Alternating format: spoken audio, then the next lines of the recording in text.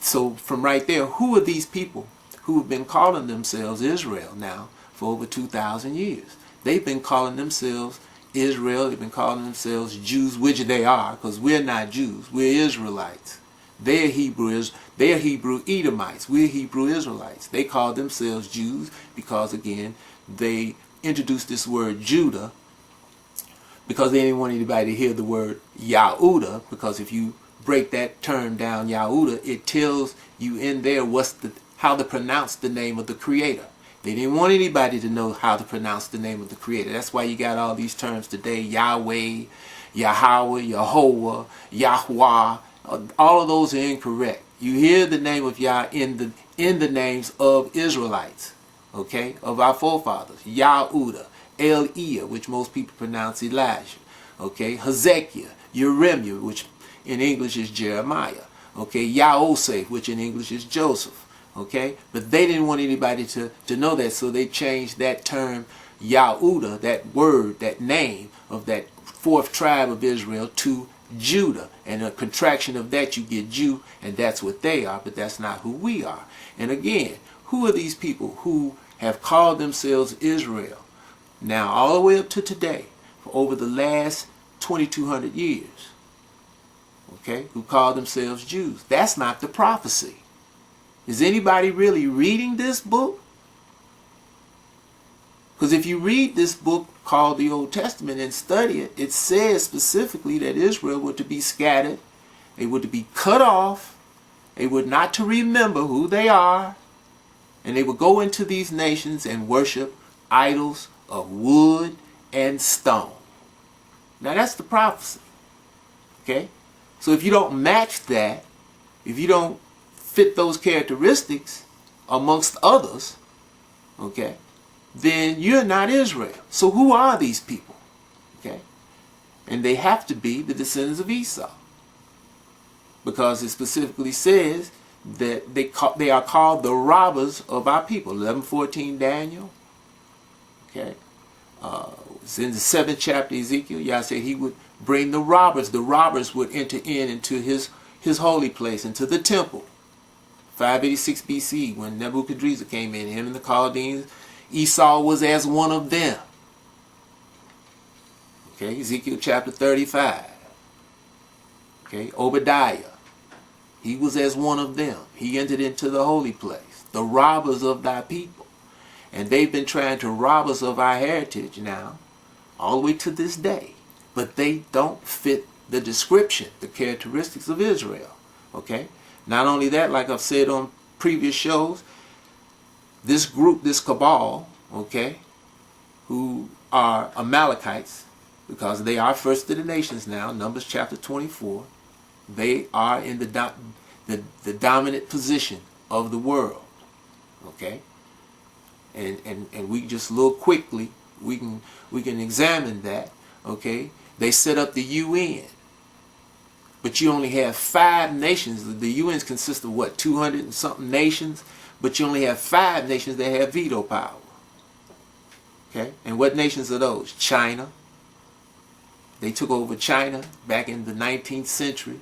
They put the opium on the Chinese, made them opium addicts. Okay? A lot of people think it was the British. No, it was not the British. It was the descendants of Esau, your international bankers, the British East India Company, which was an Edomite international entrepreneur corporation. Okay? Working in conjunction with the British monarchy, under the British flag. The Chinese tried to run them out. They couldn't. Why?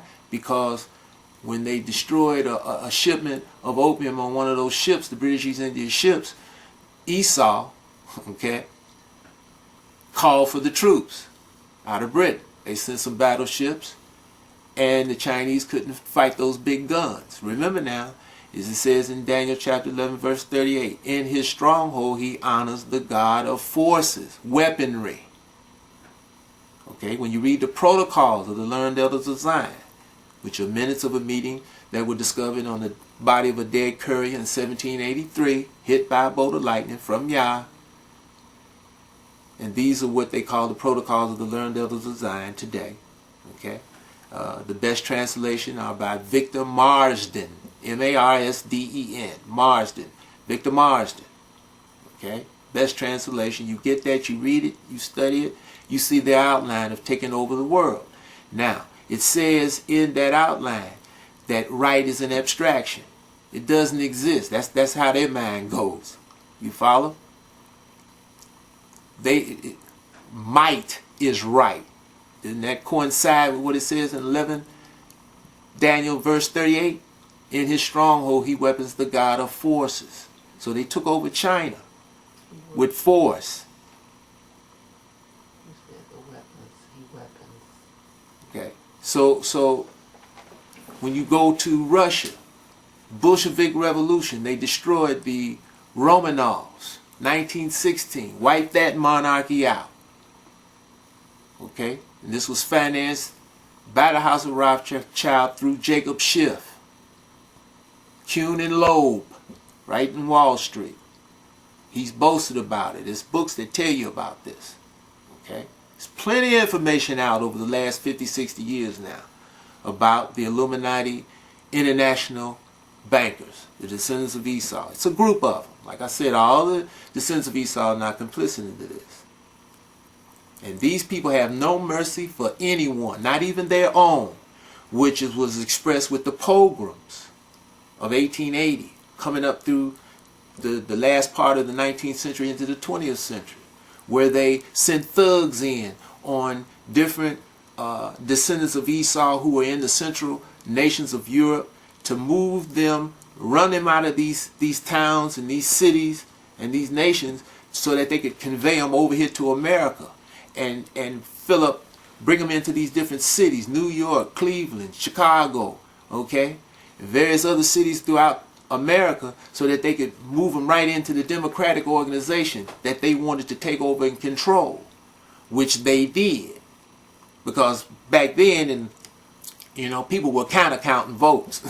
They're not counting them at all. Now it's all done electronically. Esau controls all that, which you are watching right now with this race between Barack Obama and Hillary Clinton. All this is controlled like a horse race, like the dog race. It's all controlled by the elitist powers. Okay, you understand? Like I said, this is April 14th. Hillary's starting to catch up. I've been calling it right on the money so far. I think it's going to end up being Clinton, Obama, but it's neither here nor there, because they're all bought and paid for, cultivated by the powers that be. This term democracy, again, democracy, the people are ruled by the ruled. It doesn't even make sense. You know, it's an oxymoron.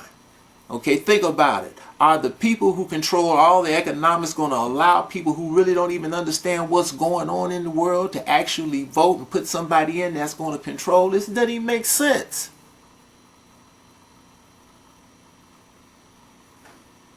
So all of these people, I don't care who they are, all of your clergy, I don't care who it is, okay?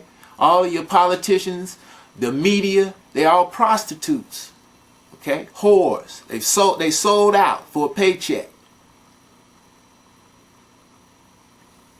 You know, we're 40 years after King's death, okay? What, 43, 44 years after Malcolm's death. Malcolm was a Muslim, committed, confused because he was in idolatry, but committed, and would tell the truth as soon as he saw the truth. That's why they had to get rid of him. Martin Luther King, he was into idolatry, but committed. As soon as he saw the truth, he'd tell it. That's why they never talk about the end of King. They always tell you about the beginning, okay? But at the end of King, King was talking about what? That last year he was talking about the Vietnam War, for sure. Okay, we have a speech here. That major speech that he gave against the Vietnam War. And he was attacked by all the media. That caused the media's control.